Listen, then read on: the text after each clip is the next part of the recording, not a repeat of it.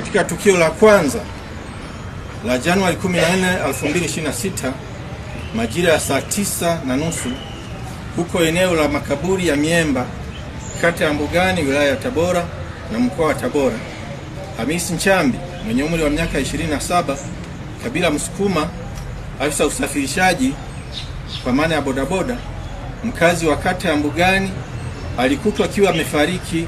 huku mwili wake ukiwa umefungwa kamba za manira na mipira maeneo ya shingoni, miguuni na mikononi, ambapo siku ya tarehe 13 mwezi wa kwanza 2026 majira ya saa 2 usiku marehemu akiwa na pikipiki yake alikuwa akiangalia mpira na wenzake, na baada ya mpira kuisha aliondoka na hakuonekana tena hadi mwili wake ulipoonekana ukiwa umetelekezwa juu ya makaburi katika makaburi ya Miemba. Marehemu alikuwa akiendesha pikipiki yenye namba za usajili MC 945 FHV aina ya Sinorei,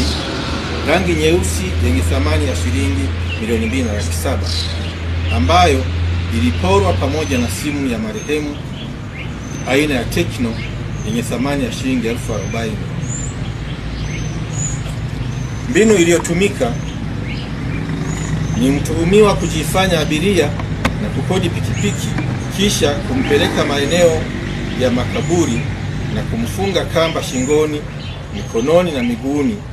kisha kumnyonga na kumuua kwa lengo la kujipatia kipato kisicho cha halali. Katika msako mkali uliofanyika kufuatia tukio hilo, watuhumiwa wapatao 6 wamekamatwa pamoja na pikipiki hiyo ya marehemu, na katika mahojiano ya awali watuhumiwa wamekiri kuhusika na tukio hilo pamoja na matukio mengine ya wizi wa pikipiki. Na hizi spana mnazoziona hapa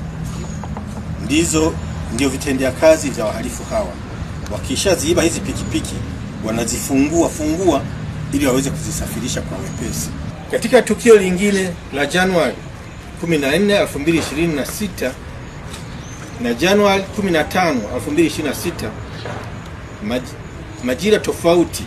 katika maeneo mbalimbali ya wilaya za Uyui, Nzega, Urambo na Kaliua mkoani Tabora, askari walifanya msako na kuwakamata watuhumiwa 4 wakiwa na welding machine 3, grenda 2, nyaya za grenda 9 na mafuta aina ya hydraulic lita 40.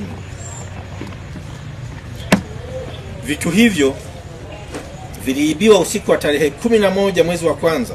2026 katika mradi wa maji wa Ziwa Victoria